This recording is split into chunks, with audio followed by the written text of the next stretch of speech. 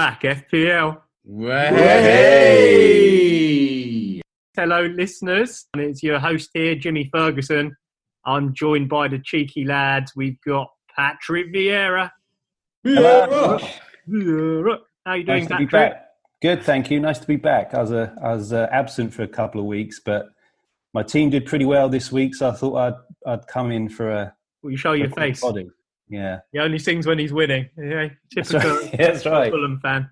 We've also got a very disappointed, bitter, and cursing VAR NVD with us today. NVD, what's wrong, mate? It was offside, wasn't it? Mate, shocking.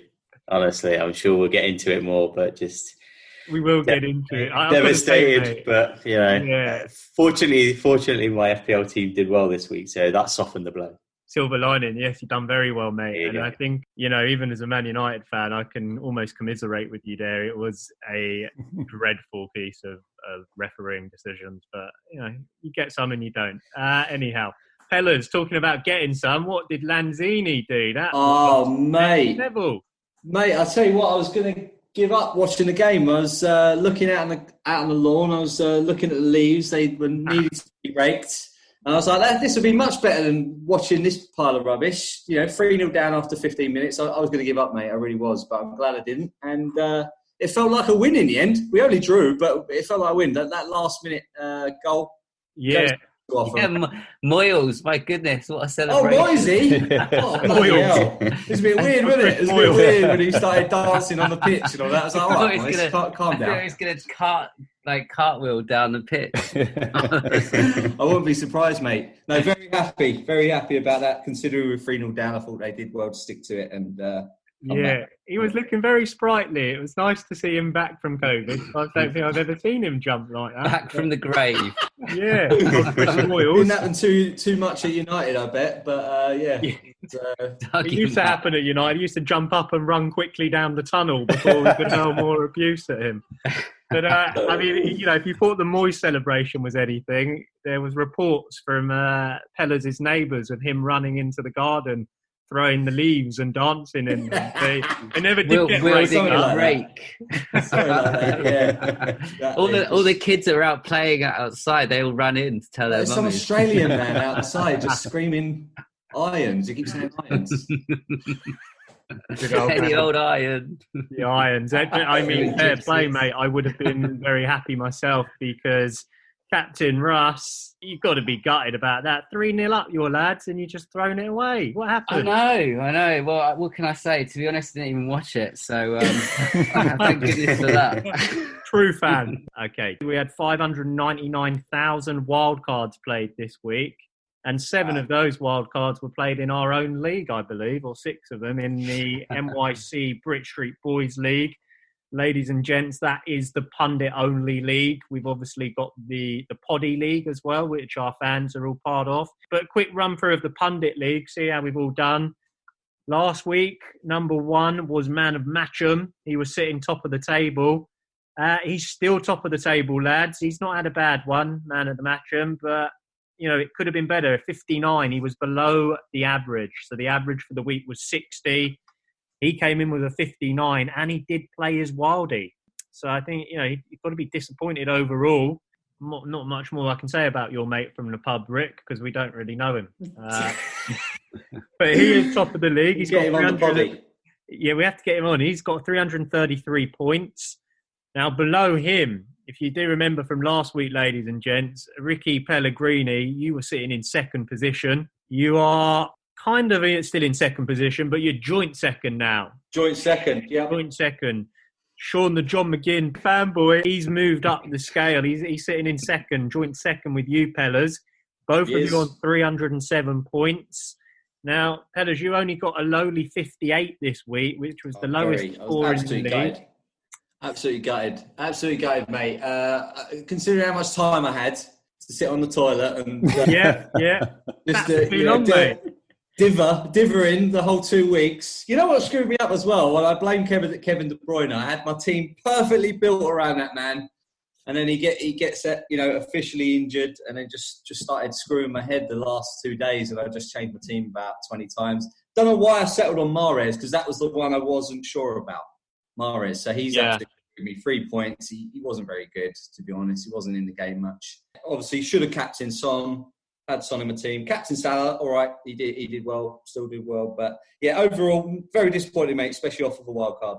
What do you think about Mahrez? Is it, you going to keep him for a little bit, or do you think that that is turn? No, I just didn't. I was debating between him, Havertz, Pulisic, in that sort of 8.5 million range. Yeah. I wanted to go with the 5 across midfield just because, as I was saying kind of last week, it's I feel like that's where the points are going to be at in midfield, because there's so many people, so many of these strikers or left wingers, let's say, who are playing officially as midfielders, and they get more points. But yeah, obviously I brought Rodriguez in like a lot of people would have on a wild card.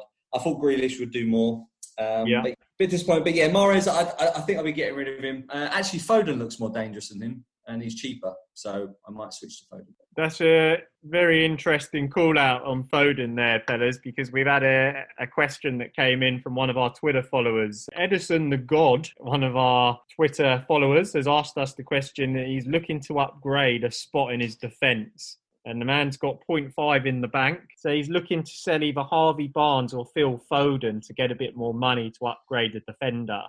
Would you sell Harvey Barnes or Phil Foden? I would keep hold of Phil Foden. I thought he looked dangerous. He obviously got the assist because he almost scored. He was 1-on-1 with the keeper. Keeper saves it, rebounds out to Sterling. That's, Sterling got his goal. Foden looked dangerous. And, he's obviously sticking with him, Pep. Whereas last year, Foden came into the team more as a regular at the back end of the season, right? And he was still getting points. And he's still cheap, Foden, right?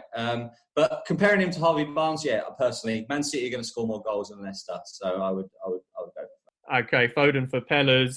Quick one, lads. Captain Russ, Foden or Barnes? I'd say get rid of Barnes. Get rid of Barnes. Yeah. NVD? Yeah, same. Get rid of Barnes. Patrick Vieira? Yeah, same again. I would keep Foden. I think Man City are building momentum, so they're going to start scoring more and more goals. So I would keep him in. Excellent. There you go then, Edison the God. The lads are all telling you that Foden is the one to keep, Barnes is the one to get out. I'm controversially going to go against everyone because I bought Barnes in this week. I'm going to keep hold of him.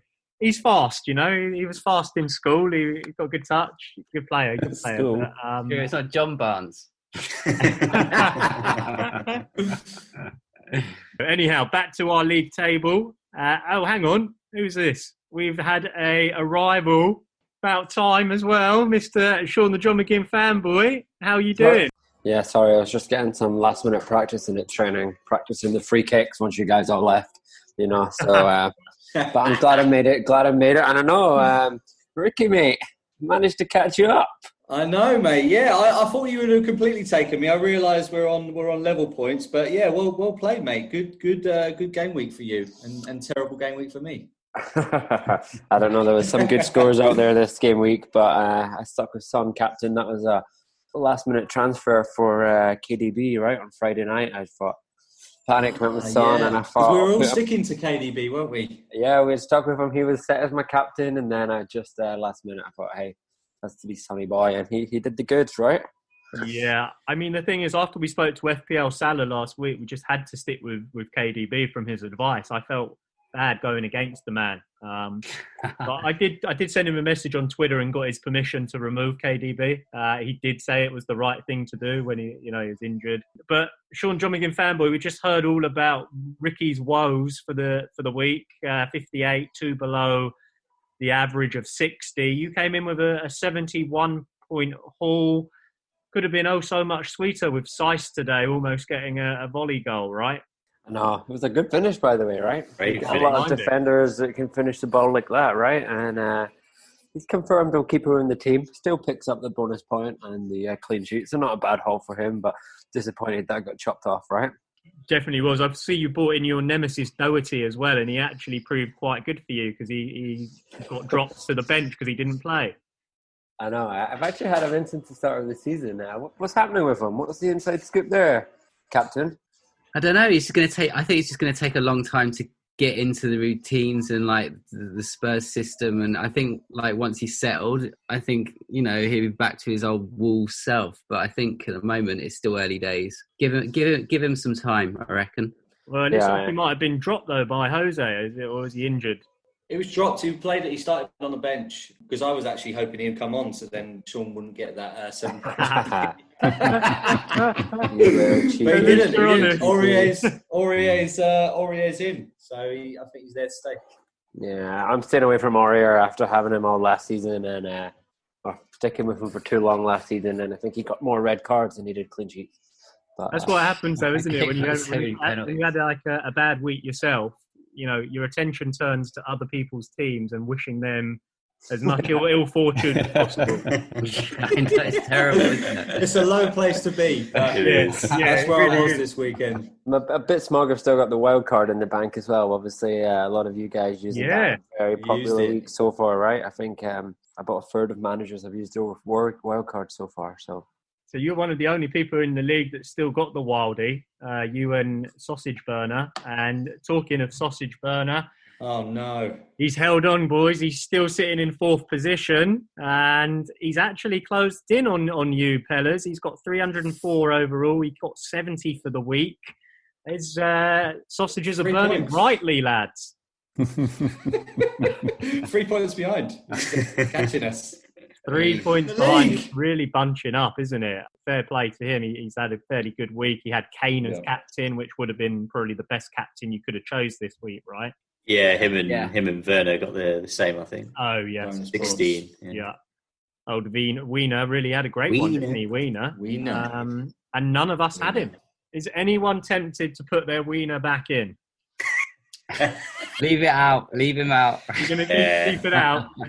He looked class, didn't he? He did look well class, and silly of us to give up one. It's just like a different I was happy player, I gave up the Weiner.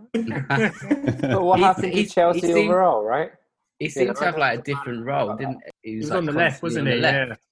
But this time he like, almost had like a Sterling position where he was all over the place. It was similar to the Tottenham. It like capitulated in the second half and just let Hampton back into the game. I mean, the defending was terrible. To be honest, I think Tottenham have got a better defence right now than Chelsea had. Chelsea just look all over the place at the back. Yeah, no, they certainly do. That's 2 free frees they've had in 3 weeks, right? So at home as well. High goal scoring, but for me, I think the whole team's a bit unpredictable. I feel as though their defence is almost similar in a way to what NVD had described when Adrian comes into goal for Liverpool or Gomez comes in. Everyone else it's that nervousness, sort of massive lack of confidence in them around them. And when Kepa comes in for Chelsea, when I saw him on the team sheet, even I was a little bit concerned for them. And that second goal is just ridiculous.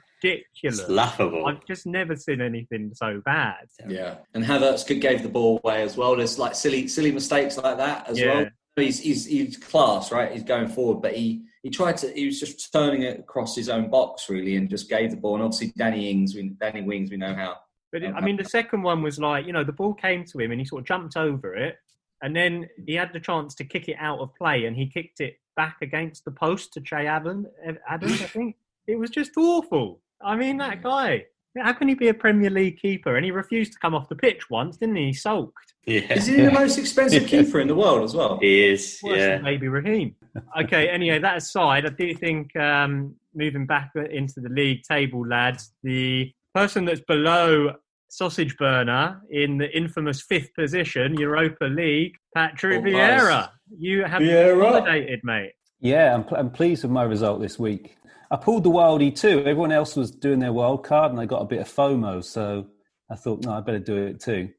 And I did tally up. To Captain Russ on Saturday when I met up with him, I said, I think Patrick got a little bit of FOMO and he just activated. I did, because you're all going about your teams. I thought, oh, man. And I actually tallied up what I would have scored with my old team and I would have lost out on like 25 points, I think. So a vast improvement. Yeah.